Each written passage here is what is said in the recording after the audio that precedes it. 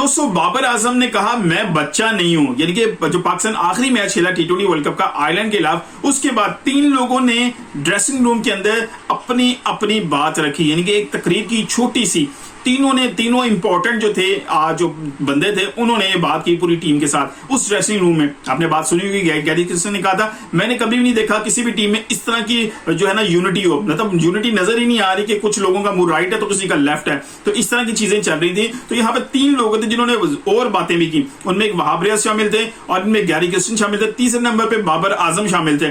बाबर आजम भी 3-4-5 मिनट की बात की, बाबर आजम ने 3-4 मिनट की बात की, इस तरह गैरी किर्स्टन ने भी बात की, लेकिन सिचुएशन ये थी कि तीनों ने ऑलमोस्ट सेम ही बात की। और बाबर आजम ने जो बात की ये बहुत इंपॉर्टेंट थी, उन्होंने कहा मुझे पता था टीम के अंदर क्या चल रहा है, क्या चीजें चल रही हैं, कौन मेरे बारे में क्या राय रखता है और क्या बात कर रहा है। मैं बच्चा नहीं हूं, I am not a kid, मैं बच्चा नहीं हूं, मैं सब कुछ समझता हूं। जो मैच के अंदर हो रहा था, जो ड्रेसिंग रूम के अंदर होता था, जो बाकी जगहों पर मौजूद होता था, प्रैक्टिस सेशंस में नजर आती थी, ये चीजें बहुत ज्यादा चल रही थी। पाकिस्तान टीम को पॉसिबल ही नहीं था क्वालिफाई कर, उसने कहा हो ही नहीं सकता था इस माहौल के साथ, इस जो है सर्कमस्टांसेस के साथ हम क्वालिफाई करते हैं अगले सुपर 8 मरहले के लिए। तो यही चीज वहाब रियाज ने भी बात की और गैरी किर्स्टन ने बात भी इसी तरह ही की कि आपका जिस तरह माहौल अभी ड्रेसिंग रूम का चल रहा है, किसी भी लड़के की यूनिटी एक दूसरे के साथ नजर नहीं आ रही, कुछ समझ नहीं आ रहा, मैंने अपनी जिंदगी में इस तरह की टीम नहीं देखी, तो कैसे पॉसिबल था हम अगले राउंड के लिए क्वालिफाई करते। और बाबर आजम ने जिस तरह बात किया, बिल्कुल ठीक बात की। यार देखें, अगर आपको मसले मसाइल थे, अगर ये मसले मसाइल शुरू कहां से हुए, जहां से बाबर आजम को हटाया गया कप्तानी से, हटाने के बाद शहनशाह अफरीदी को जब कप्तानी दी गई थी, उसके बाद बाबर आजम उनके अंडर खेल रहे थे, अच्छा भला खेल रहे थे, फिर ये नए चेयरमैन आने के बाद नया शोशा स्टार्ट हो गया। फिर इस शोशे का जो है ना वहां पे स्टार्ट हुआ जब ये काकूल अकेडमी में ट्रेनिंग कैंप हो रहा था प्रैक्टिस फिटनेस का, वहां पर जब कोच कप्तान को अनाउंस किया गया, वहां पर ही चाहिए था कि इस चीज को सॉर्ट आउट करते।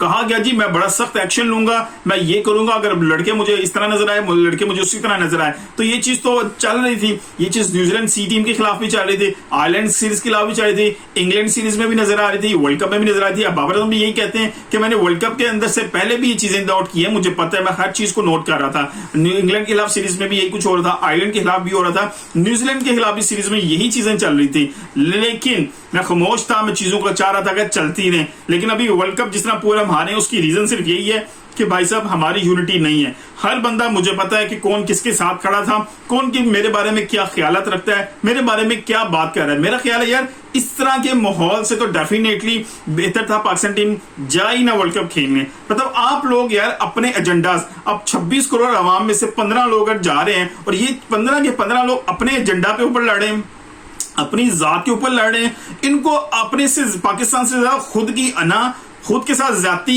और अपनी चीजों के ऊपर ज्यादा इंसिस्ट कर रहे थे कि हम किस तरह लेके चलेंगे। मतलब आप जैसा बॉलिंग अटैक किसी टीम के पास था, मोहम्मद आमिर कितना सीनियर फास्ट बॉलर, शहनशाह अफरीदी कितना जबरदस्त exciting fast bowler, Naseem Shah wonderful bowler यार, हारिस एग्रेसिव बॉलर, मतलब ये 4 फास्ट बॉलर्स होने के बावजूद आप यूएसए से मार खा जाएं, आप यूएसए के खिलाफ 15 रन डिफेंड न कर सके, आप यूएसए के खिलाफ सुपर ओवर में 17 रन दे दें, 18 रन दे दें, 7 एक्स्ट्रा दे दें आप सुपर ओवर के अंदर। कैन यू इमेजिन, इंडिया के खिलाफ अच्छा भला मैच जीता हुआ आप अपने हाथ से निकाल दें। मतलब यार शेम वाली बात है कि आप लोग अगर कप्तान को नहीं रखना चाह रहे, बाबर आजम के, आप नहीं उसके साथ खड़े होना चाह रहे, आप खुले सामने आ जाएं। आपने पाकिस्तान को नुकसान पहुंचाया, इससे आप अपनी जिद की वजह से पाकिस्तान को नुकसान पहुंचाया, यहां तक पहुंचा दिया है। मेरा ख्याल है कि इन सब को, जिन्हों में बाबर आजम शामिल हो, शहनशाह अफरीदी शामिल हो, नसीम शाह हो, हारिस रऊफ हो, फखर जमान हो, मोहम्मद रिजवान हो, जो भी शामिल हो, इन सबको निकाल देना चाहिए, सबको निकाल देना चाहिए। इनको 6-6 महीने, साल के लिए टीम से निकाल दें, नई टीम ले।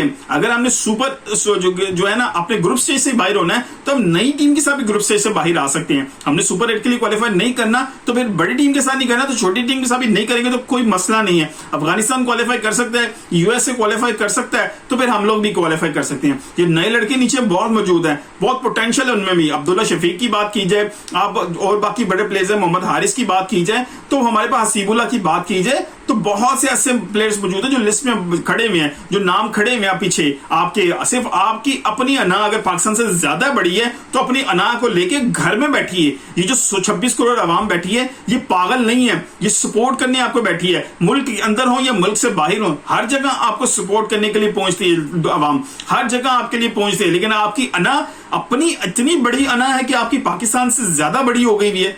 आपको ये ख्याल नहीं आता यार हमें कितने लोग सपोर्ट करने वाले हैं, सिर्फ ये क्या अगर शहनशाह वरीद से कप्तानी ले भी ली थी तो कौन सी क़यामत टूट पड़ी थी? क्या इस तरह पहले होता नहीं? क्या पीसीबी ने किया था ना डिसीजन, तो ना तो बाबर आजम ने खुद आपसे कप्तानी ली ना खुद आपको दी, पीसीबी ने दी थी, पीसीबी ने ले ली, दैट्स ऑल, खत्म बात। अब शाहिद अफरीदी हो या शहनशाह अफरीदी हो कोई फर्क नहीं पड़ेगा, बाबर आजम हो या फखर जमान हो कोई फर्क नहीं पड़ेगा। हमें सिर्फ ये देखना चाहिए कि ये पाकिस्तान की टीम है, मेरी गली मोहल्ले की टीम नहीं है, ये मैंने को क्लब खोला हुआ उसकी टीम नहीं कि जहां अपनी मर्जी अपनी अना को धोस सकूं। ये सिचुएशन यार हमें अमीन के सोचने की शर्मिंदगी वाली बात है। तो बाबर आजम ने बिल्कुल ठीक कहा कि वो बच्चे नहीं है तो बाकी सब भी बच्चे नहीं थे वहां पर, इन सबको समझना चाहिए था। गैरी किसन जैसा बंदा जो बाहर से आके मुंह में चपेड़ मार के चला गया, वो बंदा वो क्या सोचा होगा यार मैंने किस टीम के साथ अपनी असाइनमेंट कर ली है, किस लोगों के साथ असाइनमेंट में आ गया है।